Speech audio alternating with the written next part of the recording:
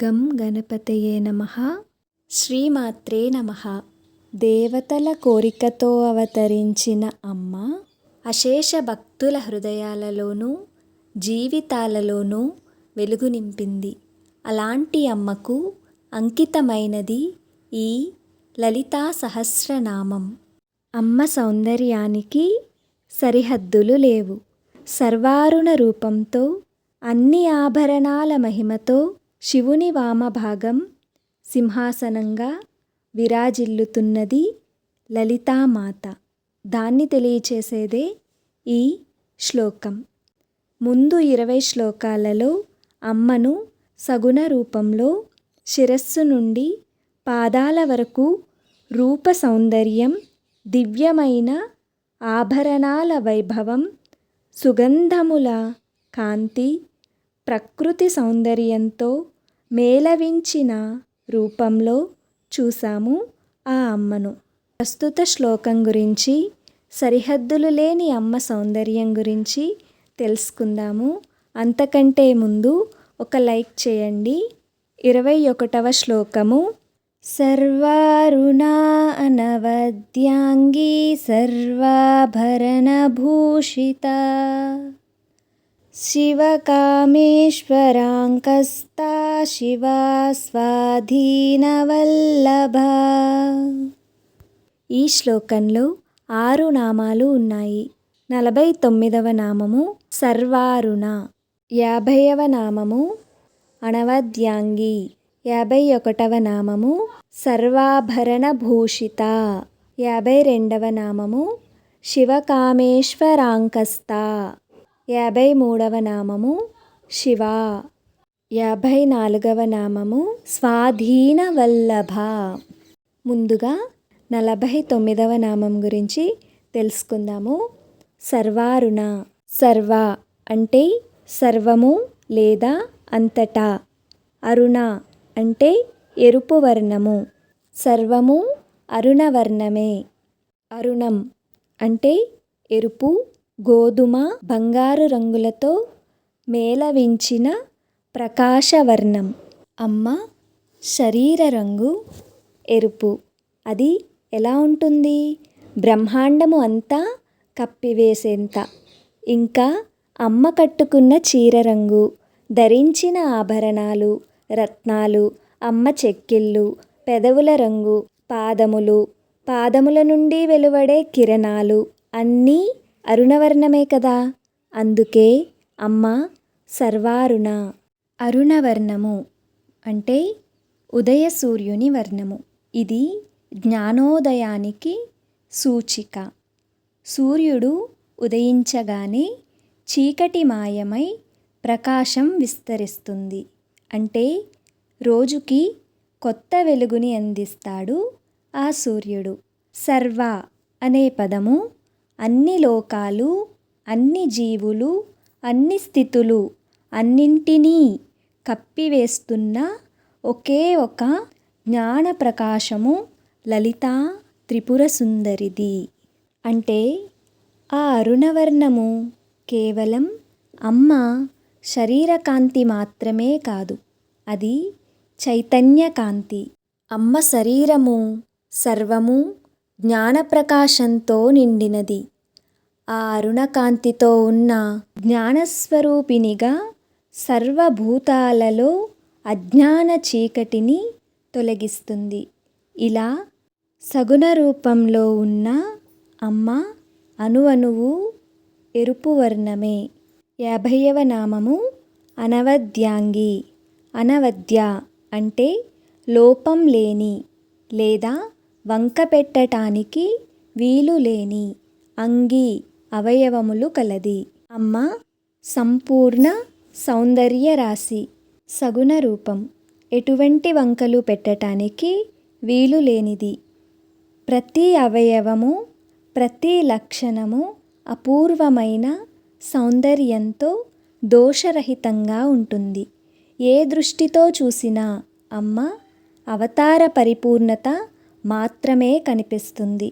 సాముద్రిక శాస్త్రం శరీర లక్షణాల ద్వారా మహాత్ముల గుణాలను, మహిమను తెలుపుతుంది. శరీరంలోని ప్రతి అవయవము ఒక నిర్దిష్టమైన శ్రేష్ఠ రూపాన్ని కలిగి ఉంటే అది దైవికత, శుభ ఫలితము. అటువంటి దోషం లేని అంటే సమతుల్యంగా సౌందర్యంతో కూడిన అవయవాలు ఉన్నది. అలానే అమోఘమైన శక్తి, జ్ఞానము, మహిమ, కరుణ ఇవన్నీ లక్షణాలుగా ఉన్నది. కాబట్టే ఆ అమ్మ అనవద్యాంగి, సాముద్రిక శాస్త్రం చెప్పిన అత్యుత్తమ లక్షణాల సమూహారము. ఆ శ్రీమాతది అమ్మ యొక్క లక్షణాల ఆధారంగా చెప్పినదే సాముద్రిక శాస్త్రం. ఇంకా అమ్మ అవయవాలు కేవలం భౌతిక అందం మాత్రమే కాదు, ప్రతి అంగము అంటే 5 జ్ఞానేంద్రియాలు, 5 కర్మేంద్రియాలు, మనస్సు, బుద్ధి, చిత్తం, అహంకారము అన్నీ పవిత్రమైనవి. ఎటువంటి దోషాలు లేని శుద్ధ చైతన్య స్వరూపిణి. తర్వాత నామము 51వ నామము సర్వాభరణ భూషిత. సర్వ అంటే సమస్తమైన లేదా అన్నీ, ఆభరణ ఆభరణాలతో, భూషిత అలంకరించబడినది. అమ్మవారు ధరించిన ఈ ఆభరణాలు దివ్యమైనవే. కిరీటము, ముక్కు పుడక, చెవులకు ధరించిన తాటంకాలు, కంఠాభరణము, హారాలు, కంకణాలు, అంగద కేయూరాలు, పాదాల వేళ్లకు ఉన్న మెట్టెలతో సహా అన్నీ స్వర్ణమణిమయంగా ఉంటాయి.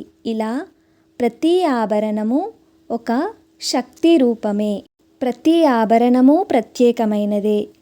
కంఠహారము కంఠశక్తి అంటే వాక్ పవిత్రతను చెబుతుంది. అలానే ప్రతి ఆభరణానికి ఒక ప్రత్యేకత ఉంది.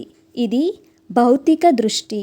ఇంకా అమ్మ ఆభరణాలలో నవరత్నాలు అంటే వజ్రం, మాణిక్యం, మరకతం, పుష్యరాగం, గోమేదికం, ముత్యం, పగడం, వైడూర్యం, ఇంద్రనీలం ఇవి నవగ్రహాలకు అంటే సూర్యుడు, చంద్రుడు, కుజుడు, బుధుడు, గురుడు, శుక్రుడు, శని, రాహువు, కేతువు వీటికి ప్రతీకలు. అమ్మ ఆభరణాలలో ఈ నవరత్నాలు ఉంటాయి. అలా అమ్మను సర్వాభరణ భూషితగా ఆరాధించే వారికి నవగ్రహాల శక్తులు అనుకూలిస్తాయి. అయితే ఇప్పటి వరకు అంటే 1 నుంచి 51వ నామాలలో అమ్మ సగుణ రూప సౌందర్యాన్ని వర్ణించారు. ఇప్పుడు 52వ నామం నుండి 61వ నామం వరకు అమ్మ నివాస స్థానాన్ని వివరిస్తున్నారు వసిన్యాది వాగ్దేవతలు. 52వ నామము శివకామేశ్వరాంకస్త. శివ శివస్వరూపము, కామ కామస్వరూపుడగు, ఈశ్వర శంకరుని అంక తొడపైన, స్థా ఆసీనురాలైనది. శివస్వరూపము కామస్వరూపము అగు శంకరుని తొడయందు లేదా ఒడిలో ఆసీనురాలయ్యింది. అంటే ఆ శివుని వామభాగము అమ్మ నివాస స్థానము. శివస్వరూపము అనగా నిర్గుణ బ్రహ్మం, కేవలం సాక్షి స్వరూపము, అనంతమైన తత్వము, శాశ్వతమైన శాంతి, సత్యస్వరూపము, మంగళస్వరూపుడు, శుభకరుడు. అంటే మౌనంలో వెలసే పరబ్రహ్మస్వరూపము, ఆలోచనలకు అతీతమైన సాక్షి చైతన్యము. అది మనస్సు, బుద్ధి, అహంకారాలన్నీ కరిగిపోయిన తర్వాత మిగిలే నిశ్చల నిత్య అవికార స్థితి శివస్వరూపము. ఆది అంతం, కాలానికి అతీతుడైన మహాకాళేశ్వరుడు. విశ్వం ఆవిర్భించక ముందు ఉన్న మౌనమే శివుడు. విశ్వం లయమవుతున్నప్పుడు మిగిలిపోయే నిశ్శబ్దమే శివుడు. తర్వాత కామేశ్వర స్వరూపుడు. అంటే తన రూపాన్ని అనేక రూపాలుగా సృష్టిని సృష్టించాలి అన్న సంకల్పం కలిగినవాడు. ఆ సంకల్పానికి తోడైనది కామేశ్వరి. శక్తి లేని శివుడు చలనం లేని చైతన్యము. శివుడు లేని శక్తి అనర్ధక చలనము. అలా ఇద్దరూ కలిసున్నప్పుడు సృష్టి, స్థితి, లయం జరుగుతాయి. జ్ఞానం శివుడు, శక్తి దేవి, ఇద్దరూ ఒకటే అని తెలియచేస్తుంది.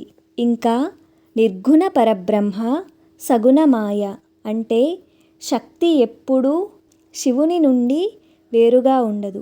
అలా శివస్వరూపము, కామస్వరూపము అయిన ఈశ్వరుడి వామభాగాన్ని నివాస స్థానంగా చేసుకుంది అని చెప్పేదే శివకామేశ్వరాంకస్త. తర్వాత 53వ నామము శివ అంటే శుభకరిణి, మంగళస్వరూపిణి. శివ అంటే ఈశ్వరుడు, అవ్యక్త రూపుడు. ఆ శివుని యొక్క వ్యక్తమైన రూపమే అంటే శక్తి రూపమే శివ. ఎవరో కాదు, ఆ శివుని సహధర్మచారిణి, శివుని శక్తి లలితాస్వరూపమైన పార్వతీమాత. శివ అనే పదము శివుని స్వరూపమే అయినది. శివుడు శక్తి అంటే ఆ శివుడు శివాని వేరు కాదని మళ్ళీ గుర్తు చేస్తుంది. ఇంకా శివుడు నిశ్చల చైతన్యము అయితే ఆ చైతన్యానికి కదలిక అంటే ప్రకృతిని ఇచ్చే శక్తి శివ. ఈ శివానామస్మరణ మానసిక కలుషితాన్ని తొలగిస్తుంది, కర్మబంధాలను కరిగిస్తుంది, శుభాలను కలిగిస్తుంది. తర్వాత 54వ నామము స్వాధీన వల్లభ. స్వ అంటే తనకు, ఆధీన అంటే లోబడిన, వల్లభ భర్తను కలిగినది. తనకు ఆధీనమైన భర్తను కలది అని అర్థము. అంటే తన భర్త అన్నింటా తోడై ఉన్నాడని అర్థము. ఈ నామం వాళ్ళ ఐక్యతను తెలియచేస్తుంది. తన భర్త అయిన శివుణ్ణి సంపూర్ణంగా తన ఆధీనంలో ఉంచుకుంది అంటే ఆ శక్తి శివుణ్ణి నియంత్రిస్తుంది అని కాదు. చైతన్యము, శక్తి రెండూ పరస్పర ఆధారమని భావము. ఇంకా చెప్పాలి అంటే శక్తి లేకుండా శివుడు చలించడు. సృష్టి, స్థితి, లయ అన్నీ శక్తి ద్వారానే జరుగుతాయి. ఆమె ఆధీనంలో ఉంటాయి. ఆ విధంగా శక్తికి అంటే ఆ పరమేశ్వరికి శివునిపై అధికారం ఉంది. ఆ అమ్మే పరమాధికారిని అని తెలియపరుస్తుంది. శివుడు సర్వశక్తిమంతుడు అయినా తన శక్తిరూపిణి లలితకు విధేయుడే. అంటే సృష్టి సంకల్పం శివుడిది.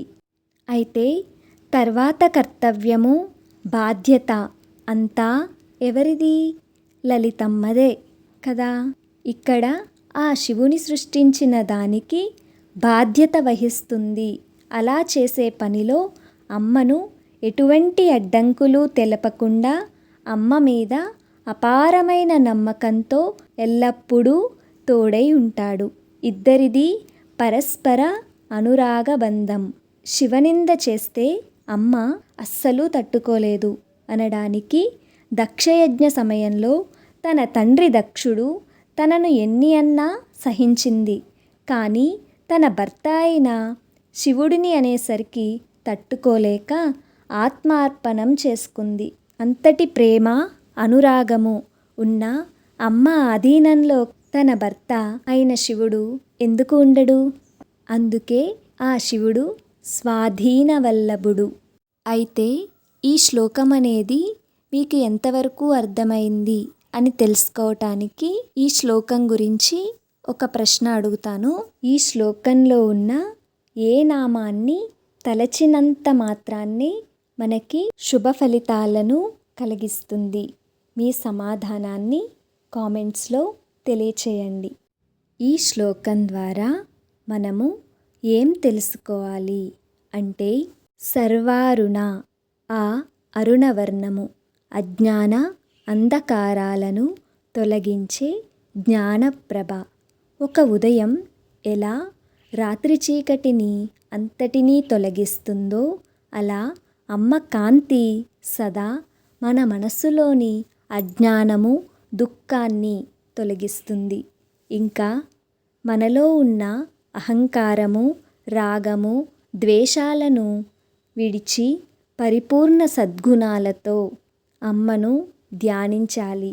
అమ్మ ఆభరణాలను, ఆ ఆభరణాలలో ఉండే రత్నాలు. అమ్మ రూపాన్ని అలా ధ్యానించటం వలన మనలో ఉండే వికారాలు తొలగి ఆ నవగ్రహాలు సైతం అనుకూలంగా ఉంటూ మనకి వస్తున్న సమస్యలు అన్నీ దూరమవుతాయి. శరీరము మనస్సు ఆత్మ సమన్వయానికి దోహదపడతాయి. శివశక్తులు అంటే పరమశివుని జ్ఞానశక్తి, ఆ పరాశక్తి ఒకటే అని బోధిస్తుంది. శివ అనే అమ్మ నామాన్ని స్మరించిన మాత్రాన్నే అన్ని అశుభాలు తొలగిపోతాయి. అలా వాళ్ళిద్దరిది పరస్పర ఆధారతత్వము, సంపూర్ణ సమన్వయము. భార్య భర్తలు అలానే ఉంటే ఎటువంటి ఇబ్బందులు రావు అని తెలియపరుస్తుంది. ఇంకా ఈ శ్లోకం ద్వారా అమ్మ యొక్క పూర్తి రూపాన్ని మనం చూడగలము. ముందు 20 శ్లోకాలలో మనం ఏదైతే అమ్మ గురించి చెప్పుకున్నామో అదంతా కూడా ఈ ఒక్క శ్లోకం ద్వారా మనము తెలుసుకోగలము. ఎందుకు అంటే ఈ శ్లోకంలో ఉన్న నామాలలో అమ్మ యొక్క పూర్తి ఆభరణాలను అలానే అమ్మ రూపాన్ని చూడగలము. అలా అమ్మ యొక్క ఆభరణాలు ఆ శిరస్సు నుండి పాదాల వరకు ఉన్నవి. అంటే వాటినన్నింటినీ మనము ఊహించుకున్నప్పుడు అమ్మ యొక్క పూర్తి రూపము మన కళ్ళ ముందు కనిపిస్తుంది. ధ్యానము కాసేపు మన మనస్సును ప్రశాంతంగా చేసుకుని కళ్ళను మూసుకుని ధ్యానిద్దాము. సర్వారుణ అంటే ఎరుపు కాంతితో తేజస్సుగా ఉన్న అమ్మవారి రూపము. ఏ వంకా పెట్టటానికి వీలులేని పరిపూర్ణతతో ప్రకాశిస్తుంది. నవరత్న ఆభరణాలు అమ్మకు అలంకరణగా ఉన్నాయి. అలా అమ్మ రూపాన్ని చూస్తున్న మనకి మన మీద ఉండే నవగ్రహాల ప్రభావము సానుకూలంగా మారుతుంది. ఇంకా ఆ శివకామేశ్వరుని ఒడిలో సదా పరమానందంలో విరాజిల్లుతూ తన నివాస స్థానంగా చేసుకుంది. సృష్టి స్థితి లయ వీటిని క్రమంగా నియంత్రిస్తూ ఉంటారు. ఇలా అమ్మ దివ్యరూపాన్ని మనస్సులో ఉంచుకుని శ్వాసను నెమ్మదిగా సమంగా ఉంచుతూ ఓం శ్రీమాత్రే నమః అంటూ ధ్యానించిన ఈ శ్లోకము అద్భుతంగా ఉంటుంది. మనకి తోడుగా ఎల్లప్పుడూ మనతోనే మనలోనే ఉంటుంది. ఆ అమ్మ లలితా త్రిపుర సుందరి. ఈ శ్లోకం గురించి తెలుసుకున్నాం కదా. తర్వాత శ్లోకంలో అమ్మ యొక్క నివాస స్థానాలు ఇంకా ఏమేమి ఉన్నాయో వాటన్నింటి గురించి తెలుసుకుందాము. దానికోసం ఇప్పుడే సబ్స్క్రైబ్ చేసుకుని పక్కనే ఉన్న నోటిఫికేషన్ అనేది ఆన్ చేసుకోండి. లేకపోతే నేను చేసే వీడియో మీ దాకా రాకపోవచ్చు. ఓం శ్రీమాత్రే నమః.